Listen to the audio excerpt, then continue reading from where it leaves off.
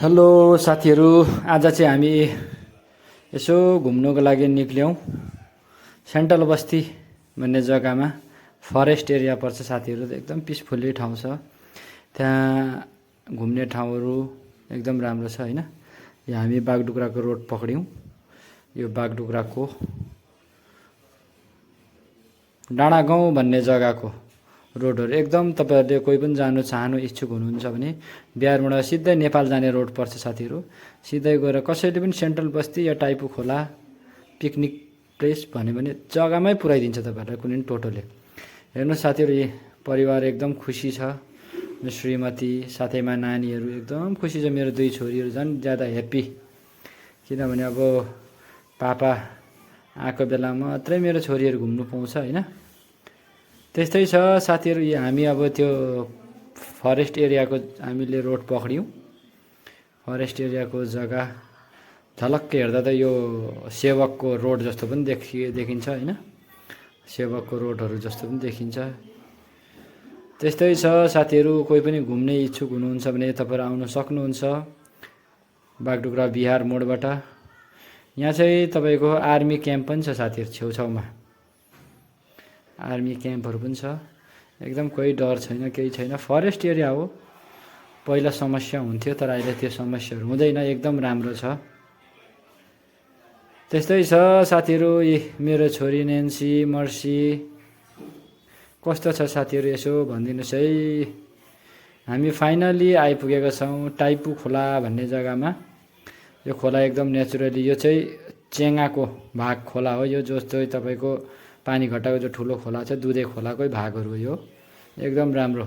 तपाईहरु स्विमिङ पुलतिर खेल्नु लानुहुन्छ नानीहरूलाई, स्विमिङ पुल भन्दा राम्रो चाहिँ यो नेचुरली एकदम राम्रो उयो हो। पानी बगिराख्ने पानी एकदम राम्रो स्वच्छ पानी हुन्छ। नानीहरूलाई यसो घुमाउनु ल्याउनुहोस्। जो सिलगढी एरियासम्म हुनुहुन्छ तपाईहरु, माथि माथिको आउनु सकिँदैन। यस्तै छ साथीहरू। फाइनली हामी यहाँ सानो सानो दोकानहरू थापेर बसेको छ। एकदम सेकुवा खानेले सेकुवा, खाना खानेले खाना, केही पनि पाउँछ। यसो इन्जोयमेन्ट आइसक्रिम खानेले आइसक्रिमको पनि लागिरहेको छ। कुनै पनि चिजमा केही समस्या हुँदैन साथीहरू।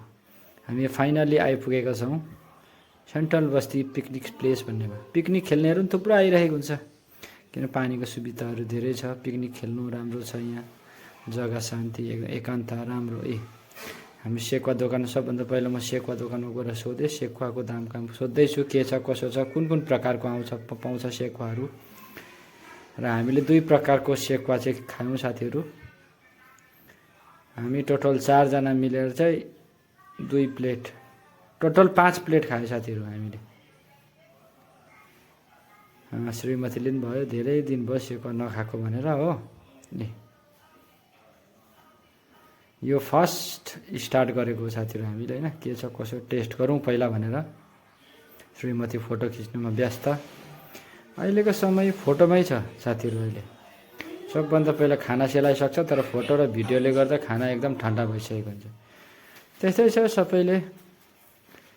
मेरो छोरीले खाँदैछ सेकुवा। एकदम राम्रो, मिठो, स्वादिलो, टेस्टी छ एकदम सेकुवा पनि। अनि हामीले झालमुरीहरू पनि बनाएर लगेको थियौँ। अन्त खानासाना नखाने घरमा यसो बाहिरतिरै सानो रिफ्रेसमेन्ट गर्ने भनेर मैले टेस्ट गरेँ। एकदम दामी छ साथीहरू है। तपाईहरु पनि जसलाई खानु मनपर्छ भिजिट गर्नु सक्नुहुन्छ, आउनुहोस्।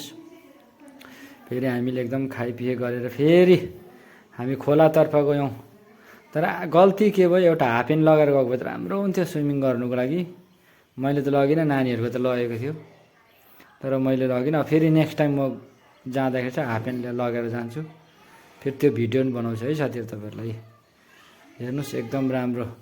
यो छ साथीहरू हाम्रो भाषा भने टाढे घरको मचान। मचान बनाइरहेको छ एकदम। माथिहरूतिर फोटोहरू खिच्नु सकिन्छ गएर पनि, माथितिर बस्नु सकिन्छ। जो सहर एरिया मेन बजार एरियामा बसेको छ उनीहरूको लागि एकदम पिसफुल्ली जग्गा हो यो। तपाईहरु आउनुहोस्। 1 घन्टा 2 घन्टाको लागि 2 घन्टामा एकदम सबै घुमिसक्छ। एकदम खाइपिए गरेर मजाले नुहाइदै गरेर पनि जान सकिन्छ। नानीहरूको लागि सानो रिफ्रेसमेन्ट, खुसी हुन्छ नानीहरू एकदम यस्तो गर्यो भने है। त्यस्तै छ साथीहरू, हामी घुमिसक्यौँ। कमसेकम 2-2.5 घन्टा जस्तो हामीलाई लागेको थियो घुम्नु, नानीहरूलाई नुहाइधुवाइ गर्नु। फेरि हामी फर्क्यौँ। हरि भाइलाई फेरि फोन गऱ्यौँ, जो हाम्रो टोटो, हाम्रो सिटी सवारी चलाउने भाइलाई। एकदम हामीले सकेर फेरि भाइलाई फोन गऱ्यौँ, भाइ आएको थियो। भाइको गाडी हाम्रो गाउँमा भइकन एकदम सुविस्ता भइरहेको छ हामीलाई। जहाँ जानु पनि भाइको गाडीमा, तपाईँहरू पनि जानु चाहनुहुन्छ भने कन्ट्याक्ट गर्नुहोस् होला। हरि भाइको एकदम राम्रो मिनी अटो भन्दो रहेछ यसलाई, इलेक्ट्रिकवाला एकदम स्पिड अटोसँग टक्कर दिने। बागडुग्रा एरियादेखि बेसी टाइम लाग्दैन साथीहरू। यता जो लेफ्ट साइडको बाटो छ 30 मिनेट जस्तो लाग्छ साथीहरू। तकरिबन 30 मिनेटसम्म हात्ती हिँडेर